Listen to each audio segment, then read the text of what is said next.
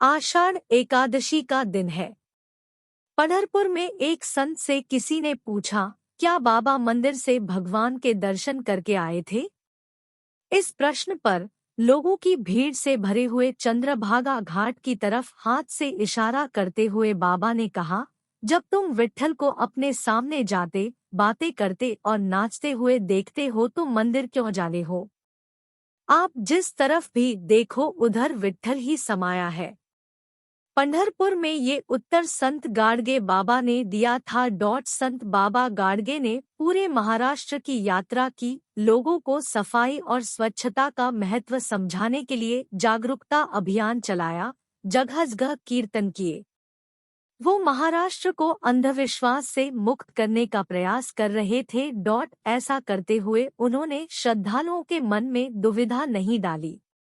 लोगों के विश्वास को अचानक खत्म करने के बजाय सच्चाई क्या है, उन्होंने सिर्फ ये दिखाने की कोशिश की। उन्होंने सिर्फ लोगों को सत्य की राह दिखाई। सत्यशोधक समाज के नेता और बालासाहेब ठाकरे के पिता प्रबोधनकर ठाकरे गाडगे बाबा के इस रवैये के बारे कहा करते थे, बाबा गाडगे ने लोगों की श्रद्धा को किसी कसाई की तरह नाक काटते हुए धीरे धीरे बुद्धिवादी तर्क दिया।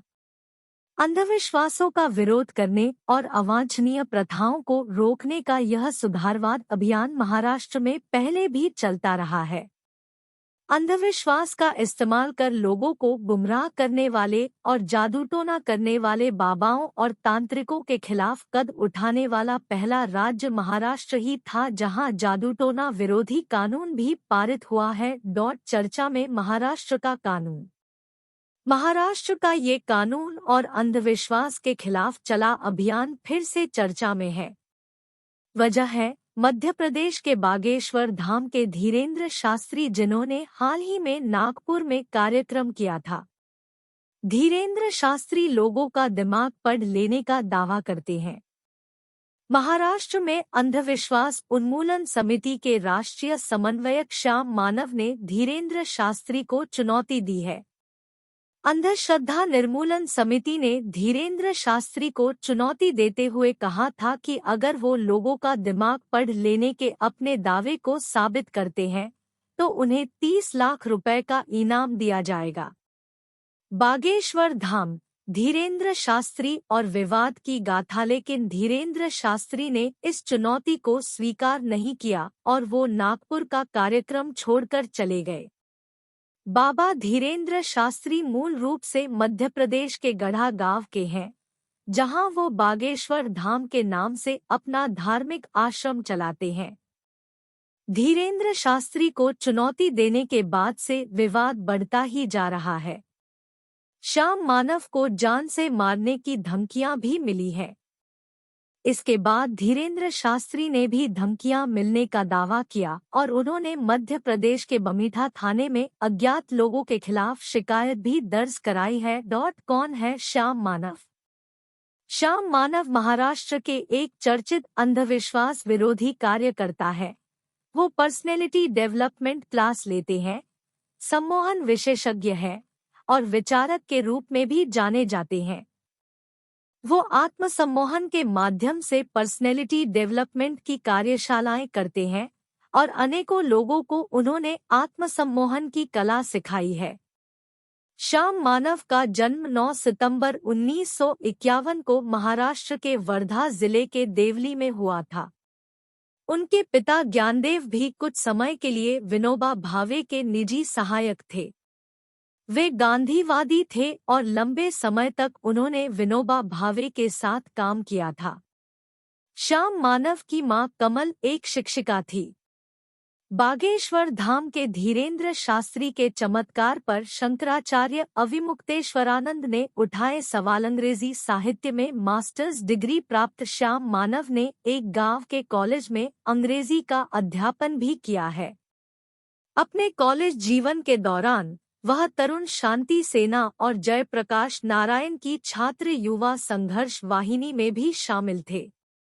1975 से 76 के दौरान आपातकाल का विरोध करने पर उन्हें 9 महीने की जेल हुई। उन्होंने लोकमत, तरुण भारत और नागपुर पत्रिका जैसे प्रकाशनों के लिए लेख भी लिखे हैं। अंधविश्वास को खिलाफ लड़ाई। अधिकांश घरों की तरह श्याम मानव का घर भी अंधविश्वासों से भरा हुआ था। उनके घर में रूढ़िवादिता और विभिन्न बाबाओं का प्रभाव भी था। उनका मानना था कि विज्ञान के पास बहुत से सवालों के जवाब नहीं हैं।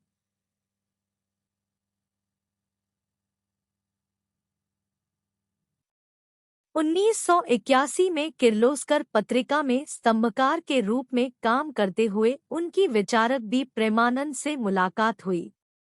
बी प्रेमानंद के कार्यक्रम में मानव को कई सवालों के जवाब मिले।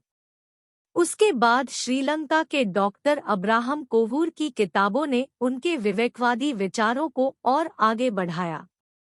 1982 में स्थापित अखिल भारतीय अंधश्रद्धा निर्मूलन समिति की नींव रखने में उनका महत्वपूर्ण योगदान है। ऐसा शख्स जिसे उसके शरीर के चलते लोगों ने भूत प्रेत कहा, वे कहते हैं कि वे भगवान और धर्म के खिलाफ नहीं हैं, लेकिन वे भगवान और धर्म के नाम पर लूट के खिलाफ हैं। जादूटोना विरोधी कानून में योगदान। महाराष्ट्र अंधविश्वास उन्मूलन समिति की स्थापना डॉक्टर नरेंद्र दाभोलकर ने की थी। यह समिति अखिल भारतीय अंधविश्वास उन्मूलन समिति से भिन्न है। इस कानून के निर्माण के लिए श्याम मानव और नरेंद्र दाभोलकर ने विशेष प्रयास किया था। यह बिल 2004 में महाराष्ट्र विधानसभा में पेश किया गया था, लेकिन इसका काफी विरोध हुआ। विधान परिषद ने इसे मंजूरी नहीं दी। इसे 2011 में फिर से पेश किया गया था। सिंधी समाज के लोग क्यों लौटा रहे हैं? गुरु ग्रंथ साहिब की प्रतियां 20 अगस्त 2013 को डॉक्टर दाभोलकर की पुणे में गोली मारकर हत्या कर दी गई थी। इसके बाद महाराष्ट्र सरकार ने तुरंत इस कानून के लिए अध्यादेश पारित किया।